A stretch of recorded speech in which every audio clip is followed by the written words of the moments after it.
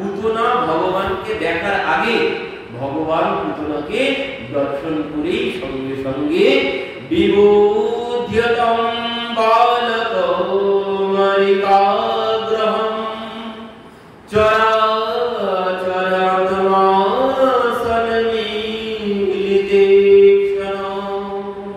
বলছেন ভগবান পুতনাকে দর্শন করেই তার চোখটা বন্ধ করে দিয়েছেন। তো ভগবান পুতনাকে দর্শন দেওয়ার আগেই চোখটা বন্ধ করে নিলেন। কেন ভগবান চোখটা বন্ধ করে নিলেন? তো বলছেন ভগবান চোখটা বন্ধ করেছেন এই জন্য, ভগবান এসেছেন কি জন্য? বিনাশায় চ দুষ্কৃতম সম্ভবামি যুগে যুগে। গীতায় বলেছেন যে যদা যদা হি ধর্মস্য গ্লানির্ভবতি ভারত অভ্যুত্থানম অধর্মস্য তদাত্মানম সৃজাম্যহম পরিত্রাণায় সাধুনাং বিনাশায় চ দুষ্কৃতম ধর্ম সংস্থাপনায় সম্ভবামি যুগে যুগে। তো তিনি যুগে যুগে অবতীর্ণ হন ওই দুষ্টির দমন করার জন্য, সাধু সঙ্গীত রক্ষা করার জন্য। তো ভগবান যে কাজের জন্য এসেছেন, সেই বসুন্ধরা গিয়েছিলেন প্রভুর কাছে, গোমাতা রূপ ধারণ করে ব্রহ্মা বসুন্ধরাকে নিয়ে গিয়েছিলেন প্রভুর কাছে।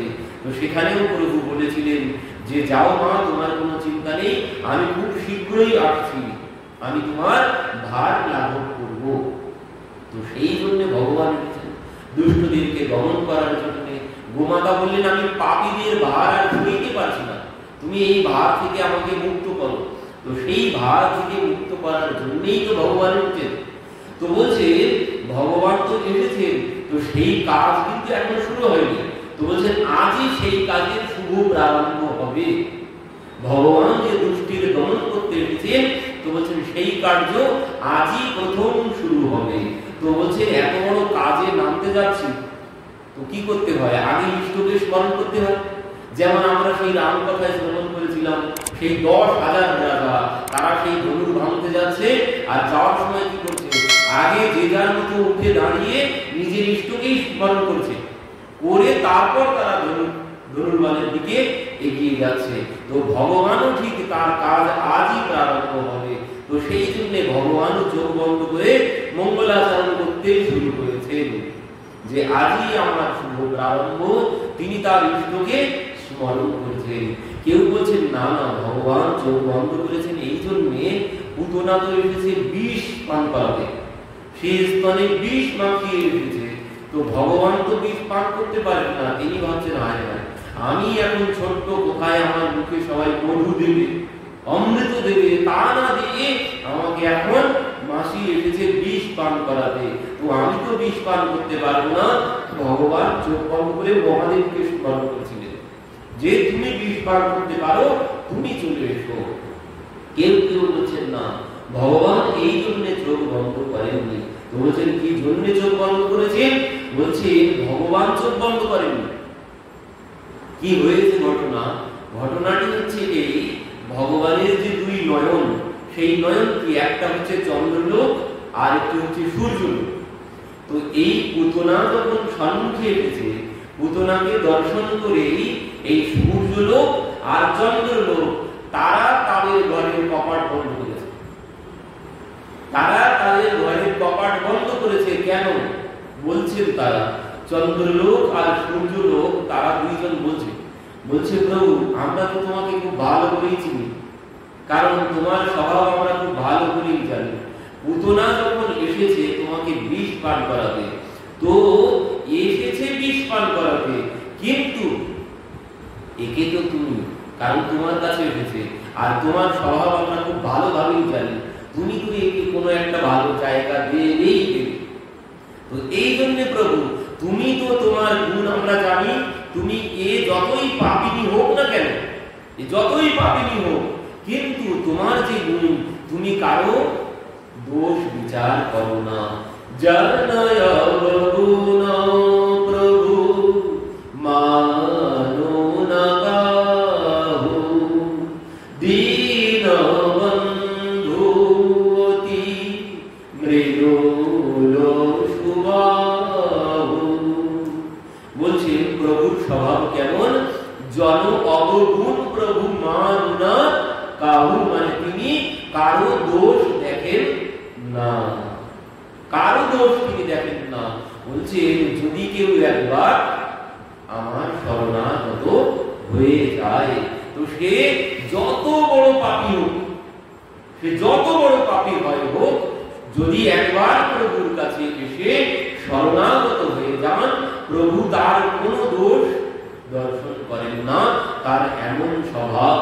তো এই জন্য সূর্যলোক আর চন্দ্রলোক তারা বলছে প্রভু তোমার গুণ তো আমরা জানি, এই পাপিনী তোমার কাছে এসেছে, তো তুমি এর ভিতর থেকে, এর মধ্যে আমরা তো কোনো পুণ্য দেখতে পাচ্ছি না, তো তুমি কোনো না কোনো পুণ্য বার করবেই করবে, এটা আমরা ভালোভাবে জানি। তাই সে যত বড় পাপী হোক না কেন, যদি কেউ তোমার কাছে এসে যায়, তুমি খুঁজে খুঁজে খুঁজে খুঁজে কোনো না কোনো গুণ তুমি তার ভিতর থেকে বার করবেই করবে, আর সেই গুণের জন্য তুমি তাকে একটা ভালো গতি দেবে। তো প্রভু আমরা এর মধ্যে কোনো গুণ খুঁজে পেলাম না, সেই জন্য প্রভু আগে থাকতে আমরা আমাদের ঘরের দ্বার বন্ধ করলাম, আমরা একে কিছুতেই গ্রহণ করব না, আমরা একে কিছুতেই নিতে পারবো না এর মতো পাপিনীকে, কারণ যে তোমাকে বিষ পান করাতে এসেছে তাকে আমরা কিছুতেই গ্রহণ করতে পারবো না। তুমি যেখানে পারো রাখতে পারো, আমরা আমাদের এখানে একে গ্রহণ করবো না। সেই জন্যই চন্দ্রলোক আর সূর্যলোক তাদের কপাট তারা, তাদের ঘরের কপাট তারা বন্ধ করে দিয়েছেন। বলছেন এর মতন পাপিনীকে আমরা কিছুতেই এখানে দেব না। তো বলছে ভগবান এই জন্য চোখ বন্ধ করেছে। কেউ কেউ বলছেন না, ভগবান চোখ বন্ধ করেছেন এই জন্যে কারণ পুতনা এখানে প্রথম এসেছে। এবার ভগবানের চোখে যদি চোখ পড়ে যায়, তো দেখা গেল পুতনা যে উদ্দেশ্য নিয়ে এসেছে, পুতনার উদ্দেশ্য কি? সে ভগবানকে হত্যা করবে, মানে বালককে হত্যা করতে এসেছে। এখানে ভগবান আছে না কে আছে ওসব কিছু সে জানে না। তো ভগবান দেখছেন পুতনা যখন প্রথমেই আমার কাছে এসেছে, তো খুব ভালো হয়েছে, কারণ এ যদি আমার চোখে এর চোখ পড়ে যায় তাহলে কি হবে? যদি মন পরিবর্তন হয়ে যায়, তো মন পরিবর্তন হয়ে গেলে দেখা গেল আমাকে হত্যা করলো না, ও আমার এখান থেকে চলে গেল, এবার অন্য জায়গায় অংশ তো বলেই দিয়েছে 1 মাসের মধ্যে যত শিশু জন্মগ্রহণ করেছে সবাইকে হত্যা করতে হবে। তো এই জন্য ভগবান ভাবছেন যদি আমার কাছ থেকে চলে যায়, তো সমস্ত গোকুলে ঘরে ঘরে তো আমার সখারাই জন্মগ্রহণ করেছে, শ্রীরাম সুদাম মধুমঙ্গল আদি সমস্ত সখারা জন্মগ্রহণ করেছে, তো তাদেরকে গিয়ে হত্যা করবে। তো সেই জন্য ভগবান দেখলেন এখন এর চোখে চোখ দিয়ে কোনো লাভ নেই, আর কি হবে? বলছেন আমার চোখে যদি চোখ পড়ে যায় এর এই রূপ আর থাকবে না, রাক্ষসী কিন্তু মায়া রূপ ধারণ করে এসেছে, লক্ষ্মী দেবীর মতো রূপ ধারণ করে সে এসেছে। তো আমার চোখে যদি চোখ পড়ে যায়, তিনি হচ্ছেন মায়াবতী আর ইনি হচ্ছেন মায়াপতি। ভগবান হচ্ছে মায়াপতি মানে মায়ার স্বামী, আর এ হচ্ছে মায়াবতী, এই মায়া রূপ ধারণ করে এসেছে। তো বলছেন ওই মালিকের কাছে এই মায়া আর থাকবে না। তো এই জন্য ভগবান দেখলেন এর যেন আসল রূপ বাইরে বেরিয়ে না আসে, কারণ আসল রূপ যদি বাইরে বেরিয়ে আসে তাহলে এত আনন্দ হচ্ছে, সবাই এত নাচ গান করছে, তো সেই নাচ গান তো বন্ধ হয়ে যাবে, সবাই ভয় পেয়ে যাবে এর আসল রূপ দর্শন করলে। তো সেই জন্য ভগবান চোখটা বন্ধ করে নিয়েছেন। কেউ কেউ বলছেন না, ভগবান চোখ বন্ধ করে নিয়েছে তার আসল কারণ হচ্ছে এই পুতনা হচ্ছে মায়া। তো সে মায়া রূপ ধারণ করে রেখেছে, সে রাক্ষসী মায়া রূপ ধারণ করেছে, ভগবান চোখ বন্ধ করেছে এই জন্যে আমাদেরকে শিক্ষা দেওয়ার জন্য। কি শিক্ষা দেওয়ার জন্য? বলছে ভগবান আমাদেরকে এই শিক্ষা দিতে চাইছে যে দেখো মায়ার দিকে দৃষ্টি নিক্ষেপ করলে হবে না, মায়ার দিকে যদি দৃষ্টি নিক্ষেপ করো তাহলে কি হবে? বলছেন এই যে চিত্তরূপী দর্পণ আমাদের চিত্তে ময়লা হবে, মায়ার দৃশ্য মায়ার গল্প শ্রবণ করলে, সংসারের গল্প শ্রবণ করলে আর এই মায়ার দৃশ্য দর্শন করলে বেদ ভগবান বলছেন ভদ্রং কর্ণেভিঃ শৃণুয়াম দেবা ভদ্রং পশ্যেম অক্ষভির্যতরা। কি বলছে হে প্রভু, তুমি এই কৃপা করো যেন ভদ্রম কর্ণে বিশৃণুয়াম দেবা। বলছেন প্রভু তুমি কৃপা করো এই কর্ণে তোমার কথা ছাড়া যেন অন্য কথা না শ্রবণ করি, অন্য কথা যেন প্রবেশ না করে। আর বলছেন এই যে নয়ন, যে ভদ্রম পক্ষেম অক্ষভির্যতরা, বলছেন এই নয়নে যেন কোনো মায়ার দৃশ্য এই নয়নের সম্মুখে না আসে। সদা সর্বক্ষণ যেন তোমার রূপ দর্শন করি, সদা সর্বক্ষণ যেন তোমার ভক্তকে দর্শন করি, কোনো মায়ার দিকে যেন আমার এই নয়ন না যায়। প্রভু তুমি এই কৃপা করো। তো বলছেন যে এই মায়ার দৃশ্য দেখলে চলবে না, এই সংসারের গল্প, মায়ার গল্প, এই গল্প শ্রবণ করলে হবে না। কেন? এই মায়ার দৃশ্য, সংসারের গল্প শ্রবণ করলে বা দর্শন করলে আমাদের চিত্তরূপী দর্পণ ময়লা হয়ে যায়। কিন্তু একটা কথা, যেমন এই চিত্তরূপী দর্পণ ময়লা হয় এই নয়ন দিয়ে আর কর্ণ দিয়ে, আবার এই নয়ন আর কর্ণের দ্বারাই কিন্তু চিত্তরূপী দর্পণ মার্জিত হয়। যেমন ময়লা হয় নয়নের দ্বারাই, মায়ার দৃশ্য যখন দর্শন করবো সঙ্গে সঙ্গে ময়লা পড়বে, মনের মধ্যে বিকার আসবে, মানে ময়লা পড়ে গেল। মায়ার গল্প শ্রবণ করলেও মনের মধ্যে বিকার চলে আসবে, চিত্তে বিকার চলে আসবে। তো বলছে এই নয়ন আর এই কর্ণ যেমন চিত্তরূপী দর্পণকে ময়লা করে, ঠিক তেমন এই নয়ন আবার এই কর্ণই চিত্তরূপী দর্পণকে মার্জিত করে। এই যে কথা শ্রবণ হচ্ছে, এই কথা শ্রবণ হচ্ছে কর্ণ দ্বারা। বলছেন এই কর্ণ দ্বারা যখন ভগবানের কথা শ্রবণ হবে তখন কি হবে? চিত্তরূপী দর্পণ মার্জিত হবে। আর এই যে নয়ন, বলছেন এই নয়ন দ্বারা যখন ভগবানের রূপ দর্শন করব, যখন এই নয়ন দ্বারা সাধু সন্তকে দর্শন করব, তখন কি হবে? সেই নন্দরা বলেছিলেন না, বাণী গুণানুপথনে শ্রবণো কথায়াম হস্তৌ চ কর্ম সুমনস্তব পাদয়র্ণঃ স্মৃত্যা শিরস্তব নিবাস জগৎ প্রণামে দৃষ্টি শতাংশ দর্শনে ভগবত্তনুনাম। বলছেন এই দৃষ্টি কিসের জন্য?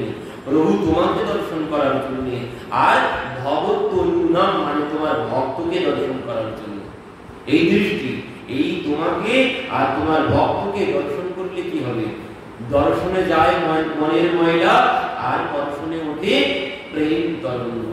তো বলছেন এই নয়ন দ্বারা যেমন মনে ময়লা পড়ে, ঠিক তেমন সাধু সন্তকে দর্শন করলেও মনের ময়লা পরিষ্কার হয়।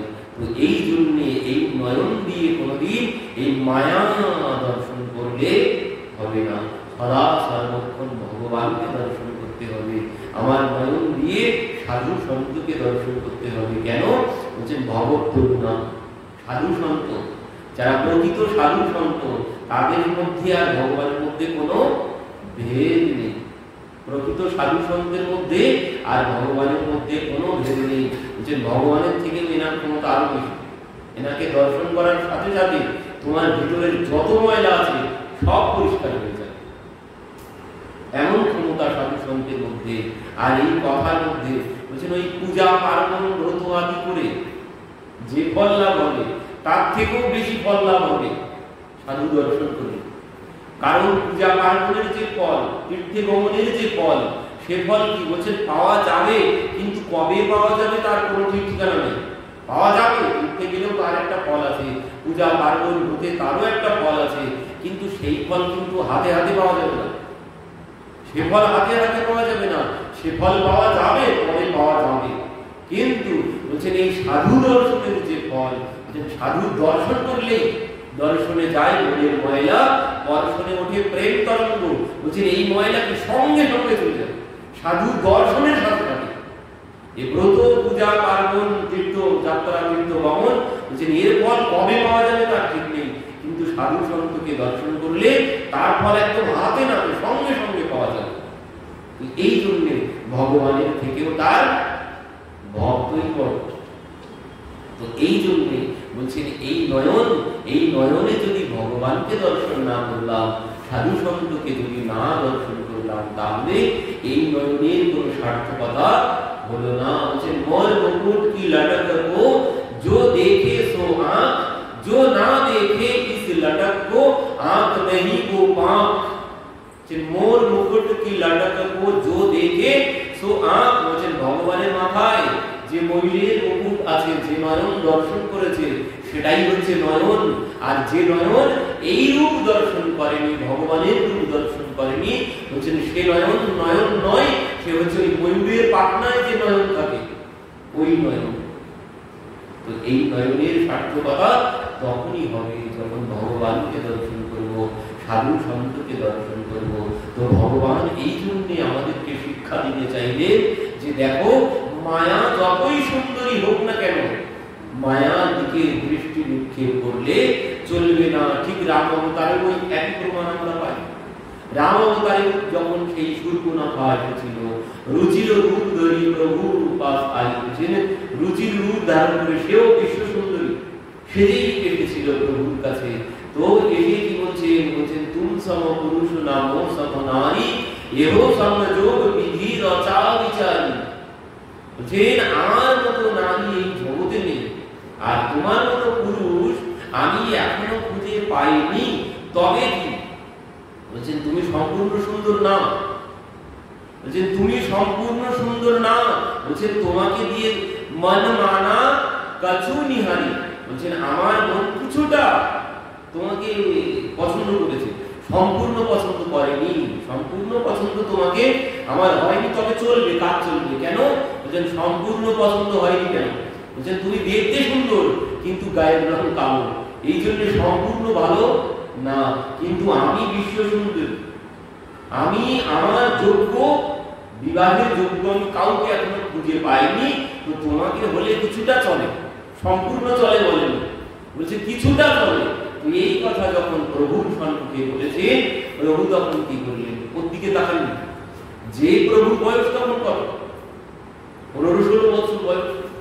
তো এই বয়সে এসে বলছে আমার মতো বিশ্ব সুন্দরী কেউ নেই জগতে, আমি কাউকে খুঁজে পেলাম না বিবাহের যোগ্য। তো এখানে তো উচিত ছিল একটুখানি দর্শন করা, যে নিজে বলছে আমার মতো বিশ্ব সুন্দরী আর জগতে নেই, তো উচিত ছিল যে একটুখানি মুখটা ঘুরিয়ে তাকে দর্শন করা।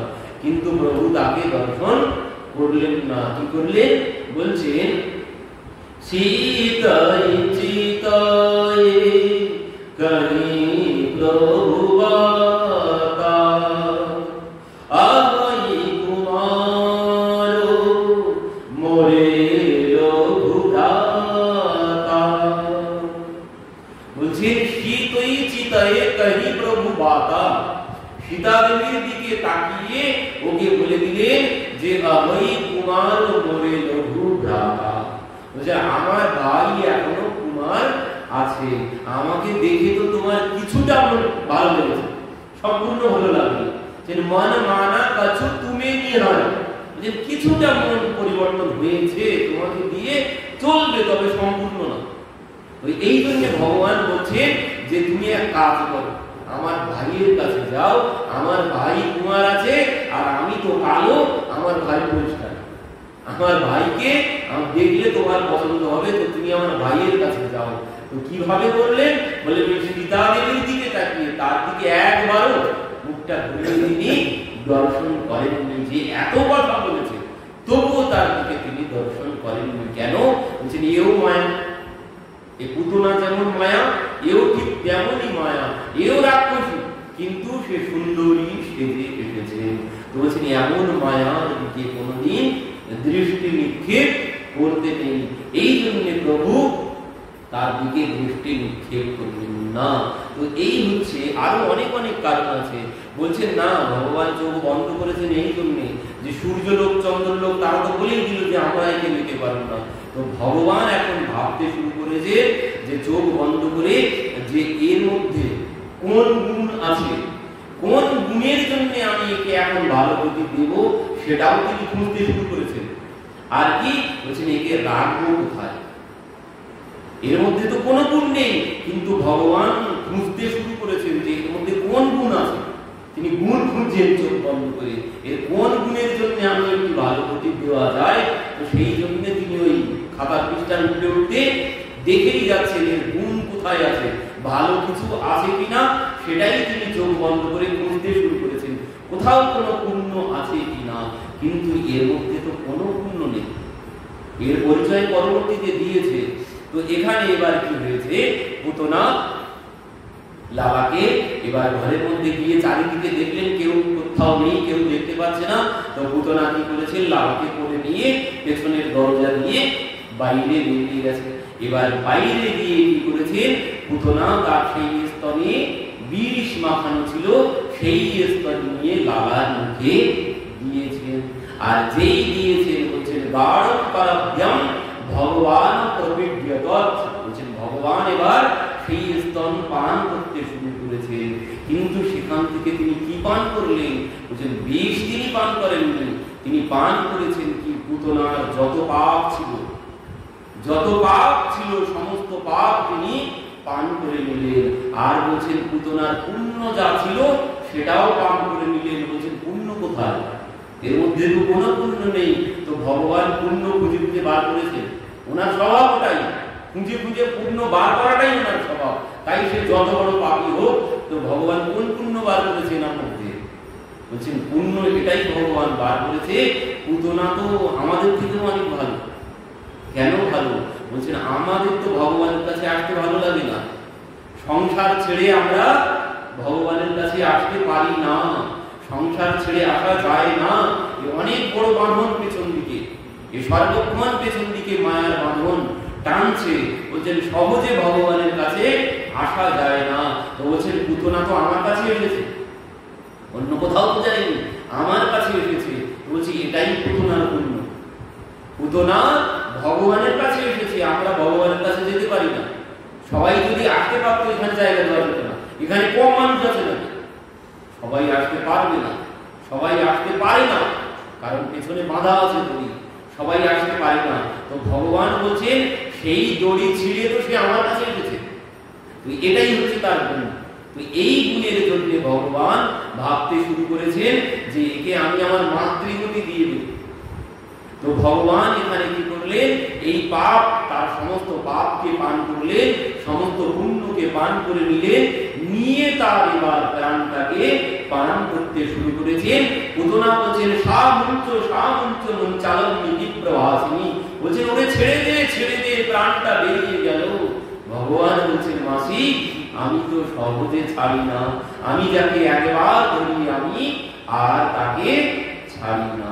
তো ভগবান সেই পুতনাকে কি করলেন, তার সমস্ত পাপ পুণ্য সব হরণ করে নিয়ে তাকে মাতৃগতি দিয়ে দিলেন। বিশাল পুতনার শরীর এবার বাহিরে বেরিয়েছে, 6 কোষ জায়গা জুড়ে পুতনা পড়েছে বিশাল জোরে, পৃথিবী যেন কেঁপে উঠেছে। ওদিকে সবাই ওই নন্দকে আনন্দ ভয়ে গাইছিল, নাচছিল, তাদের এই শব্দ শুনেই সব বন্ধ হয়ে গেছে। মা সঙ্গে সঙ্গে ঘর থেকে বাইরে এসেছে, কি হলো বলতে বলতে। এবার তো সবাই স্তব্ধ হয়ে গেছে। মা সঙ্গে সঙ্গে ঘরের মধ্যে গেছে, গিয়ে দেখছে লালা দোলনার মধ্যে নেই। বাইরে এসে বলছেন আমার লালা কোথায় গেল, লালা তো দোলনার মধ্যে নেই। সবাই খুঁজতে শুরু করেছে, খুঁজতে দেখলে যে দূরে এক বিশাল যেন পর্বত, আর সেই পর্বতের উপরে লালা বসে বসে খেলা করছে। সেখানে সবাই যখন দৌড়িয়ে কাছে গেলেন, গিয়ে দেখলেন এ তো পর্বত নয়, বিরাট রাক্ষসী, তার বুকের উপরে লালা বসে বসে খেলা করছেন। তো সবাই কি করলেন, ওই মই খাটিয়ে ভগবানকে নামিয়ে নিয়ে এলেন, নামিয়ে নিয়ে এসে মায়ের কোলে দিলেন। মায়ের কোলে দিয়ে বলছে মা জানো তোমার লালাকে কোথায় পেয়েছি, বলছেন সেই বিশাল রাক্ষসী বুকের উপরে বসে বসে তোমার লালা খেলা করেছিল। মা তো শুনে বলছে হায় হায়, আমার লালা রাক্ষসীর বুকের উপরে বসে বসে খেলা করছিল, হায় হায়, নারায়ণ আমার লালাকে রক্ষা করেছে। তো রাক্ষসীকে স্পর্শ করেছে, তারপর আবার মৃত শরীরে স্পর্শ করেছে, তো আমার লালা তো অপবিত্র হয়ে গেছে। তো মা কি করলেন, লালাকে নিয়ে এসে এবার গোমূত্রে পুনর্গোরজ সারভবম, গোমূত্র গোবর পঞ্চামৃত দিয়ে গোপালকে স্নান করাতে শুরু করেছে। মা স্নান করানোর পর কি করলেন, বলছেন ওই দ্বাদশ অঙ্গে সুনাম তিলক করিয়ে দিলেন, গোবর দিয়ে তিলক করলেন। পরবর্তীতে মা কি করেছেন, এতেও বলছেন মায়ের মন শান্ত হয়নি, এতেও যে অমঙ্গল চলে গেছে মায়ের ঠিক বিশ্বাস হয়নি। তো মা এবার কি করেছেন, লালাকে নিয়ে গোয়াল ঘরে এসেছেন। গোয়াল ঘরে এসে ওই গোমাতার পুচ্ছ ধরে লালার মাথায় গোলাতে শুরু করেছে আর মন্ত্র পাঠ করতে শুরু করেছেন। মা কি মন্ত্র বলছে? মা বলছে, ইন্দ্রিয়াণি ঋষিকেশ প্রাণান্যারায়ণবতু সেতদীপ প্রতিষ্ঠিত্যং মনোযোগেশ্বরবতু কৃষ্ণীগর্ভস্ততে বুদ্ধিমাত্মনম ভগবান পরঃ কিরন্ত পাতু গোবিন্দ স্বয়ং পাতু মাধব। মা মন্ত্র পাঠ করছেন আর গোপালের মাথায় ওই গোপুচ্ছ বোলাতে শুরু করেছেন। মা 8টি মন্ত্রে গোপালকে ঝাড়িয়েছিলেন। বলছেন এই মন্ত্র দিয়ে যদি কোনো ছোট্ট বালককে ঝাড়ানো হয় তো বলছেন তার কাছে কোনোদিন কোনো আপদ বিপদ কোনো কিছু আসবে না। তো এবার ভগবানকে মা ধন্যবাদ দিচ্ছেন যে নারায়ণ আমার লালাকে রক্ষা করেছেন। মা গিয়ে লালাকে পুনরায় বেরোনার মধ্যে শুইয়ে দিয়েছেন। এবার কি হয়েছে, সবাই তো ওই পুতনার কাছেই দাঁড়িয়ে আছে যে এলো কোথা থেকে, কি করে মরলো, এখানে পড়লো কি করে, লালাকে কোথা থেকে নিয়ে এলো, লালার বুকের উপরে কিভাবে এলো। তারা এই সমস্ত হিসেব মেলাতে শুরু করেছে। কিছুতেই তারা কোনো উত্তর খুঁজে পাচ্ছে না যে লালা এখানে কি করে এলো, পুতনা এখানে কি করে এলো। কোনো কিছুই কোনো সূত্র এরা খুঁজে পাচ্ছে না। যেমন বর্তমানে সূত্র পাওয়া যাচ্ছে না, ডাক্তার হত্যার সূত্র যেমন পাওয়া যাচ্ছে না, এরাও কোনো সূত্র খুঁজে পাচ্ছে না যে এখানে পুতনা এলো কি করে, মরলো কি করে, আর এর বুকের উপরে লালা কি করে। এরাও কোনো সূত্র খুঁজে পাচ্ছে না। তো তারা বসে বসে হা করে দাঁড়িয়ে দাঁড়িয়ে ভাবছি। এমন সময় কি হয়েছে, নন্দ মহারাজ ছুটতে ছুটতে এসে উপস্থিত হয়েছে। আর যেই নন্দ মহারাজ ছুটতে ছুটতে এসেছে, দূর থেকে এরা দর্শন করে বাবার কাছে গিয়ে উপস্থিত হয়েছে। বলছে, বাবা তুমি তো চলে গিয়েছিলে, কিন্তু গাছেও হায় যায় বকুল নেই। বলছেন, বকুলে তো বিশাল বড় ঘটনা ঘটে গেছে, তুমি যখন চলে গিয়েছিলে। বলছেন, বাবা বলছেন, তা ভাই কি হয়েছে? তখন সমস্ত গোয়ালারা বলছেন, বাবা না জানে কাহাতে পুতনা ঘুষ গেই তেরে ঘর। বলছেন, বাবা কোথা থেকে যে পুতনা এসে তোমার ঘরে ঢুকে গেল। তারপর বলছেন, तेरे छोरा को लेके भाग गई, गाजर की बात तो ये है कि आपनी आप ही मर गई। বলছেন, তোমার ঘরে ঢুকেছিল, তারপর তোমার লালাকে নিয়ে বেরিয়েছে।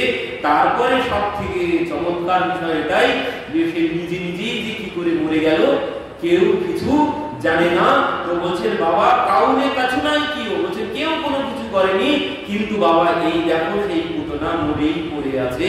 তো কি করে মরলো আমরা কেউ কিছু বুঝতে পারছি না। এবার বাবা বলছে, আমি বুঝতে পেরেছি পুতনা কি জন্য মরেছে, আর এও বুঝতে পেরেছি যে আমার বন্ধুর মতো জ্যোতিষী আর এই জগতে নেই। আমার বন্ধু খুব বড় জ্যোতিষী। আমার বন্ধু আগেই বলেছিল যে আমার বাড়িতে কোনো বিপদ আসতে চলেছে। আর এই বন্ধুর কথা শুনেই আমি কি করেছিলাম, এই দেখো আমার হাতে মালা ঝুলি। বলছে, এই দেখো সেখান থেকেই আমি মালা নিয়ে হে নারায়ণ হে নারায়ণ হে নারায়ণ আমার লালাকে তুমি রক্ষা করো। তো এই নারায়ণ নারায়ণ নারায়ণ নারায়ণ নাম জপ করতে করতে আমি এসেছি, আর সেই নারায়ণই আমার লালাকে রক্ষা করেছে। আর এই যখন বলেছে, এরা বললেন, বাবা ঠিক বলেছো, তোমার নারায়ণই রক্ষা করেছে তোমার লালাকে। তুমি নারায়ণ নারায়ণ জপ করছিলে, তাই নারায়ণই পুতনাকে মেরেছে। তো বলো বাবা এখন কি হবে? এ তো গোকুলা সেই মথুরার পথ বন্ধ করে দিয়েছে, বাবা এখন কি করবে? তো বাবা বললেন, যাও বাড়িতে যত অস্ত্র শস্ত্র আছে সব নিয়ে এসো। তো তারা বাড়ি থেকে গিয়ে কুঠার নিয়ে এলেন। কুঠার নিয়ে এসে কি করলে, ওই পুতনার শরীরটাকে খণ্ড খণ্ড করে কাটতে শুরু করলেন।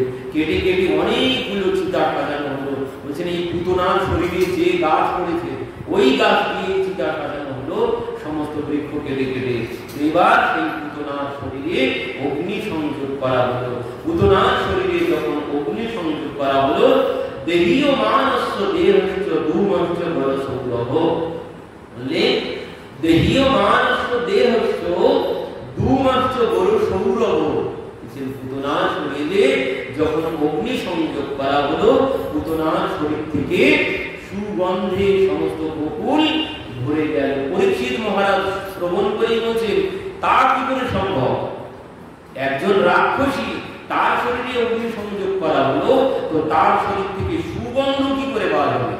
কারণ পুতনা কি, পুতনার স্বভাব কেমন? বলছে পুতনা লোক বালগুনি রাক্ষসী রুধিরাসনা।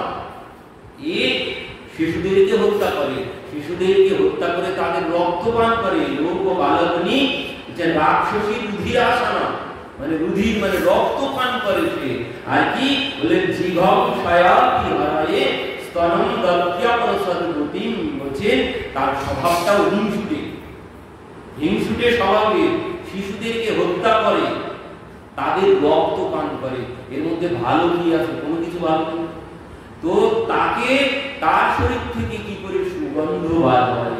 সুখদেবজি বলছেন কেন হবে না পরীক্ষিত? কেন বলছেন? এই জন্যে যাকে পাওয়ার জন্য সারা জীবন ধরে সব কিছু ছেড়ে দিয়ে তার নাম জপ করছে, এক মুহূর্ত পাওয়ার জন্য, যাকে এক মুহূর্ত পাওয়ার জন্য সারা জীবন ধরে তার নাম করে যাচ্ছি, আর বলছেন সেই ভগবানকে তিনি নিজের বুকে চেপে ধরে মৃত্যুবরণ করেছেন। তো তার শরীর থেকে সুগন্ধ বার হবে না দুর্গন্ধ বার হবে? যে ভগবানের স্পর্শ পেয়েছে তার শরীর থেকে কোনদিন কি দুর্গন্ধ বার হয়?